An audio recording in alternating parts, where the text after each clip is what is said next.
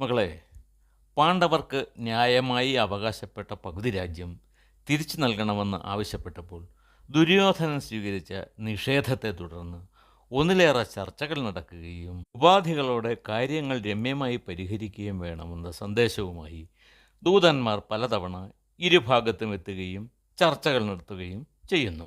ചർച്ചകളെല്ലാം പരാജയത്തിലേക്ക് നീങ്ങുകയും ഒടുവിൽ യുദ്ധം തന്നെ ആവശ്യമായി വരുമെന്ന് ഉറപ്പിച്ച് ഇരുവിഭാഗക്കാരും സൈന്യങ്ങളെ സംഭരിക്കുവാൻ തുടങ്ങി.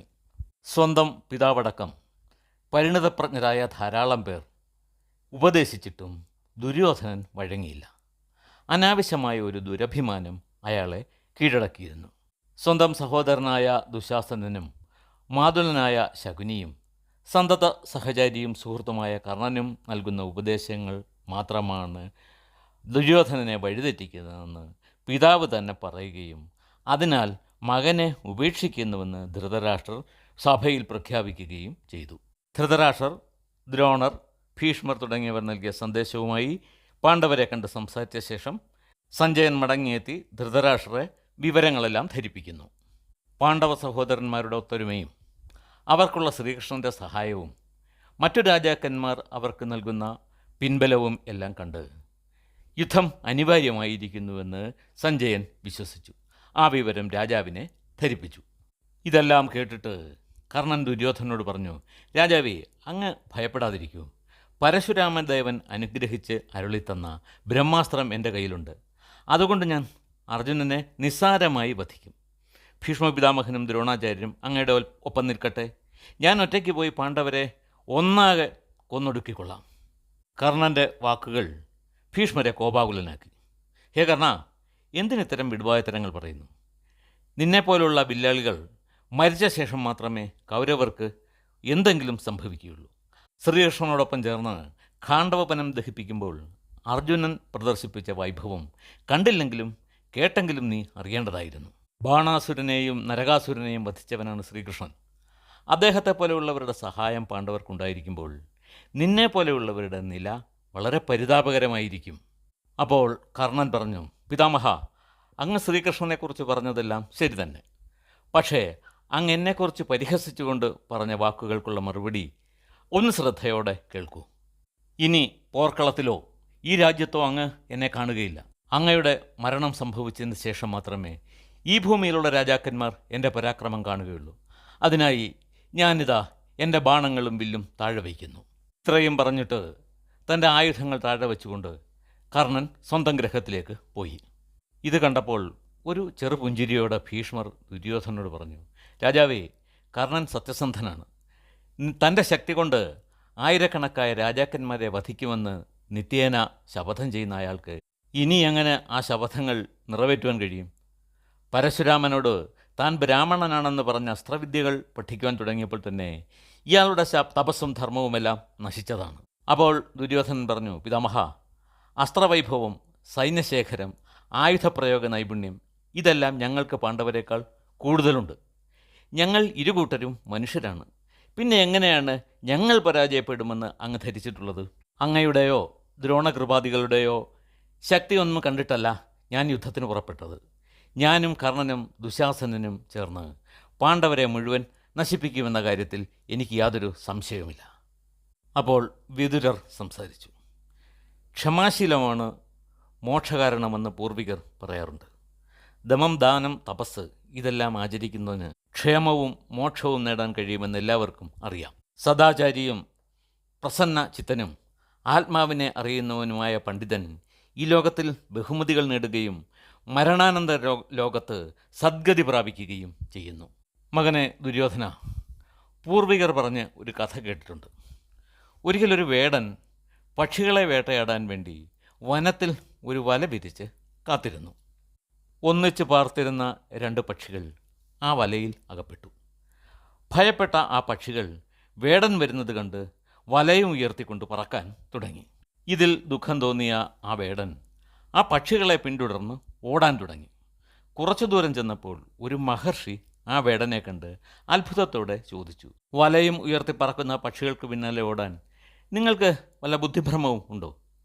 വേടൻ പറഞ്ഞു, മുനേ, ആ 2 പക്ഷികളും ഒരേ മനസ്സോടെ പറക്കുന്നത് കൊണ്ടാണ് ഇവയ്ക്ക് വലയം ഉയർത്തി പോകാൻ കഴിയുന്നത്. അവർ തമ്മിൽ അഭിപ്രായ വ്യത്യാസങ്ങളുണ്ടായാൽ ആ പക്ഷികൾ രണ്ടും എൻ്റെ കയ്യിൽ പെടും. കുറച്ചു കഴിഞ്ഞപ്പോൾ ആ പക്ഷികൾ തമ്മിൽ ശണ്ഠ കൂടുവാൻ തുടങ്ങി. അപ്പോൾ അവ രണ്ടും പറക്കൽ നിർത്തി ഭൂമിയിൽ പതിച്ചു. വേടന് ആ രണ്ട് പക്ഷികളെയും കിട്ടുകയും ചെയ്തു. ഇതുപോലെ തന്നെയാണ് സ്വത്തവകാശ തർക്കത്തിൽ രണ്ട് കുടുംബങ്ങൾ തമ്മിൽ പോരടിച്ചാലും ഉണ്ടാകുന്നത്. ഇരു കുടുംബങ്ങളും ഐക്യത്തിലല്ലെങ്കിൽ ശത്രുക്കളാൽ നശിപ്പിക്കപ്പെടും.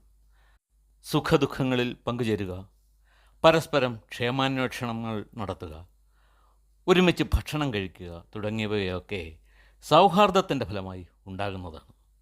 ഗുരുജനങ്ങളെ ബഹുമാനിക്കുക എന്നത് ആചരിക്കുന്നവൻ എപ്പോഴും സുരക്ഷിതനായിരിക്കും. തുടർന്ന് പറഞ്ഞു, ഒരിക്കൽ ഞങ്ങൾ ചില കാട്ടാളരോടും ബ്രാഹ്മണരോടുമൊപ്പം ഗന്ധമാദന പർവ്വതത്തിൽ പോയി. അവിടെ ഒരു ഗുഹയുടെ ഉള്ളിൽ ഒരു വലിയ തേൻ കൂടിയിരിക്കുന്നത് കണ്ടു. ആ കൂട്ടിലെ തേൻ വളരെ ദിവ്യശക്തി ഉള്ളതാണെന്ന് ഞങ്ങളോടൊപ്പം ഉണ്ടായിരുന്ന ബ്രാഹ്മണർ പറഞ്ഞു. അത് ഭക്ഷിച്ചാൽ ഏത് വൃദ്ധനും യൗവനം തിരികെ കിട്ടും, അന്ധന് കാഴ്ച ലഭിക്കും. പക്ഷേ ആ തേൻ ലഭിക്കുക ദുഷ്കരമാണ്. ആ തേൻകൂടിന് കാവലായി അസംഖ്യം വിഷസർപ്പങ്ങൾ അവിടെ ഉണ്ടായിരുന്നു. അതുകൊണ്ട് ഞങ്ങളത് വേണ്ടെന്ന് വെച്ചു. പക്ഷേ കാട്ടാളർക്കത് കിട്ടിയേ മതിയാകൂ. ദുരാഗ്രഹികളായ ആ കാട്ടാളന്മാർ തേനെടുക്കുവാൻ വേണ്ടി ഒന്നിച്ച് ഗുഹയിലേക്ക് പാഞ്ഞു ചെന്നു. പക്ഷേ അവരെല്ലാം സർപ്പങ്ങളുടെ കടിയേറ്റ് മരിക്കുകയും ചെയ്തു. രാജാവെ, അതുപോലെ അങ്ങയുടെ ദുരാഗ്രഹിയായ മകൻ ഒറ്റയ്ക്ക് ഭൂമിയാകെ കൈവശം വെച്ച് അനുഭവിക്കുവാൻ ആഗ്രഹിക്കുന്നു. മുന്നിലുള്ള ആപത്ത് അയാൾ കാണുന്നില്ല. വില്ലാളി വീരന്മാരായ ദ്രുപദൻ, വിരാടൻ, അർജുനൻ എന്നിവരോട് യുദ്ധത്തിനൊരുങ്ങിയാൽ ഒരാളെങ്കിലും മടങ്ങിയെത്തുമെന്ന് വിചാരിക്കുകയേ വേണ്ട. അതിനാൽ അങ്ങ് ദുര്യോധനോട് എന്ന പോലെ തന്നെ യുധിഷ്ഠിരനോടും പെരുമാറണം. അപ്പോൾ ധൃതരാഷ്ട്രർ ദുര്യോധനോട് പറഞ്ഞു, മകനെ സുയോധന, നീ ഞാൻ പറയുന്നത് അനുസരിക്കൂ. ദിക്കുതിരിയാതെ കാട്ടിലലയുന്നവരെ പോലെയാണ് നീ ഇപ്പോൾ പെരുമാറുന്നത്. അർജുനനു വേണ്ടി എന്തും ഉപേക്ഷിക്കുന്ന ശ്രീകൃഷ്ണൻ നയിക്കുന്ന സൈന്യത്തെ തടയാൻ നീ കാണുന്ന രാജാക്കന്മാരോ സൈന്യമോ ഒന്നിച്ച് ശ്രമിച്ചാലും നടക്കുകയില്ല. നിന്നെ അനുകൂലിക്കുന്നവർ പറയുന്ന വാക്കുകളെ നീ അനുസരിക്കുക. ദ്രോണരും ഭീഷ്മരും പറയുന്ന വാക്കുകളെ നീ അനുസരിച്ചേ മതിയാകൂ. കുലത്തിൻ്റെ നന്മയ്ക്ക് വേണ്ടിയാണ് ഞാനിതെല്ലാം പറയുന്നത്. നോക്കൂ, ദുശാസനനും ശകുനിയും കർണനും ഒഴികെ ബാക്കിയുള്ളവരെല്ലാം നിന്റെ ഉയർച്ചയെ ആഗ്രഹിക്കുന്നവരാണ്. നീ ഇവരെയും പാണ്ഡവരെയും ഒരുപോലെ ബഹുമാനിക്കൂ. സുയോധന, എല്ലാം മറക്കണം. പാണ്ഡവരെ ഒപ്പം നിർത്തി അവർക്ക് ആവശ്യമുള്ളതെല്ലാം നീ കൊടുക്കണം. ദുര്യോധനന് വലിയ കോപമുണ്ടായി. അയാൾ അക്ഷമയോടെ നിൽക്കുകയായിരുന്നു. ധൃതരാഷ്ട്ര സഞ്ജയനോട് പറഞ്ഞു, സഞ്ജയ, താങ്കൾ എല്ലാ വിവരങ്ങളും പറഞ്ഞില്ലല്ലോ. അർജുനൻ പറഞ്ഞ കാര്യങ്ങൾ എന്തൊക്കെയാണ്? അതറിയുവാൻ എനിക്ക് താല്പര്യമുണ്ട്. സഞ്ജയൻ പറഞ്ഞു, രാജാവേ, ഈ സദസ്സിലുള്ള സംപൂജ്യരായ എല്ലാവരെയും നമസ്കരിച്ചുകൊണ്ട് പാർത്ഥൻ എന്നോട് പറഞ്ഞു, സഞ്ജയ, ധൃതരാഷ്ട്ര മഹാരാജാവിനെ എൻ്റെ നമസ്കാരം അറിയിക്കുക. അദ്ദേഹത്തോട് പറയണം, യുധിഷ്ഠിര മഹാരാജാവ് തനിക്ക് സ്വന്തമായ രാജ്യം ഭാഗിച്ചെടുക്കുവാൻ ആഗ്രഹിക്കുന്നു. അത് തരുവാൻ തയ്യാറായില്ലെങ്കിൽ സർവ്വസൈന്യങ്ങളുമായി എത്തി എല്ലാവരെയും ഞാൻ കലപുരിക്കയക്കും. ഇതെല്ലാം കേട്ടുകൊണ്ട് ഭഗവാൻ ശ്രീകൃഷ്ണനും അവിടെ ഉണ്ടായിരുന്നു. എല്ലാവരോടും യാത്ര പറഞ്ഞ് ഞാൻ മടങ്ങിപ്പോന്നു. ധൃതരാഷ്ട്രർ ആകെ വിഷണ്ണനായിരുന്നു. ദുര്യോധനൻ ആരുടെയും വാക്കുകൾ അനുസരിക്കുന്നില്ല.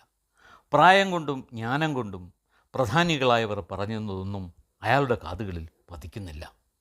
ധൃതരാഷ്ട്രർ ചോദിച്ചു, സഞ്ജയ, ധർമാധർമ്മങ്ങളുടെ പൊരുൾ അറിയുന്നവനാണ് താങ്കൾ. ഇവിടെയുള്ളതൊന്നും താങ്കൾക്ക് അറിയാത്തതല്ല. പാണ്ഡവരുടെയും കൗരവരുടെയും ബലവും ദൗർബല്യങ്ങളും നിങ്ങൾക്കറിയാം. അതുകൊണ്ട് ചോദിക്കുകയാണ്, ഇവരിൽ ആരാണ് ശക്തർ? അപ്പോൾ അവിടെ ഉണ്ടായിരുന്ന രാജാക്കന്മാർ എല്ലാവരും കുറേ നേരം മൗനമായി ഇരുന്ന ശേഷം അവരവരുടെ ഭവനങ്ങളിലേക്ക് മടങ്ങി.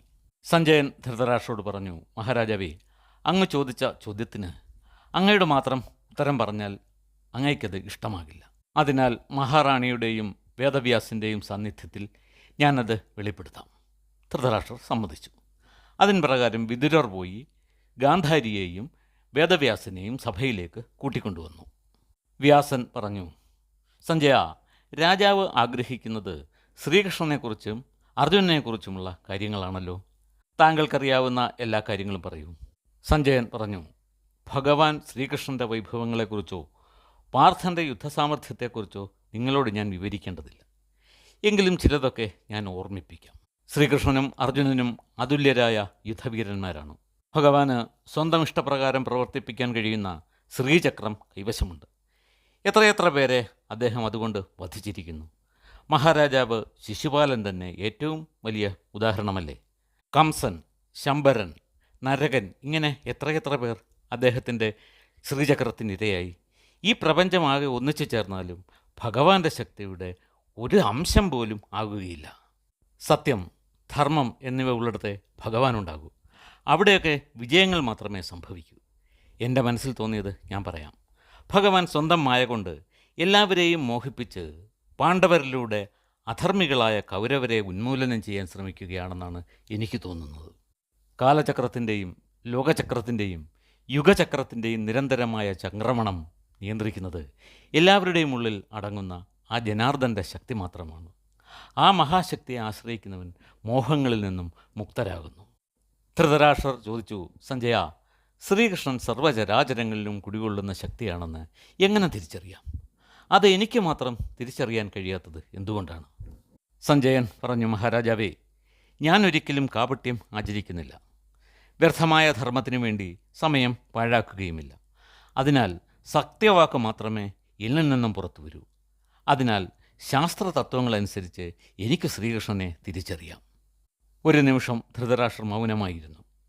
പിന്നീട് ദുര്യോധനെ സഭയിലേക്ക് വിളിപ്പിച്ചിട്ട് പറഞ്ഞു, മകനെ, സഞ്ജയൻ നമ്മുടെ നന്മ മാത്രം ആഗ്രഹിക്കുന്നവനും സത്യസന്ധനുമാണ്. നീ അയാളുടെ വാക്കുകളനുസരിച്ച് ശ്രീകൃഷ്ണനെ അഭയം പ്രാപിക്കൂ. ദുര്യോധൻ നീർഷയോടെ ധൃതരാഷ്ട്രയുടെ മുഖത്തേക്ക് നോക്കി. കഥയുടെ ബാക്കി ഭാഗം നമുക്ക് അടുത്ത ദിവസം കേൾക്കാം.